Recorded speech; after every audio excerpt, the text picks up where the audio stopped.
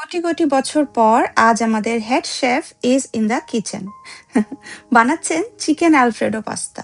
বড় শেফ বলে কথা, স্পেশাল কিছু তো হতেই হবে, তাই না? তবে জোকস পার্ট, আমার বরমশাই কিন্তু সত্যিই খুব ভালো রান্না করে। আমার রান্নার হাতেখড়ি মায়ের কাছে হলেও প্রপার কুকিং আমাকে আমার বরমশাই শিখিয়েছেন। আমেরিকাতে যখন প্রথম আসি, তখন আমার নিজের রান্না আমি নিজেই খেতে পারতাম না। মনে হতো তরকারির ঝোল একদিকে আর তরকারির সবজি, মাছ আর একদিকে। কিছুর সাথে কারোর কোনো মিল নেই।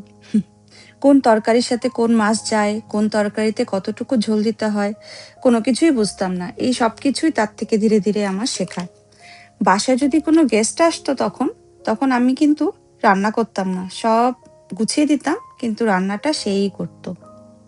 অবশ্য এখন রান্না করতে করতে অনেকটাই শিখে গেছি। মোটামুটি খাওয়ার মতো রান্না আমি এখন করতে পারি।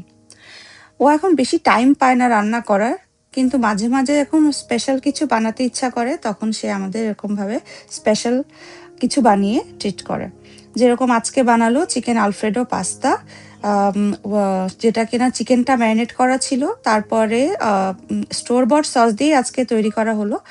সামটাইম আমরা বাসাতেও সস তৈরি করে বানাই, কিন্তু আজকে স্টোর বট সস দিয়েই সেটাকে সটে করে আর উপর থেকে কিছু হার্ব দিয়ে সেটা বানিয়েছে। রান্নাটা খুব চটজলদি হলেও খেতে কিন্তু খুব মজা। বাচ্চারাও খুব মজা করে খেয়েছে।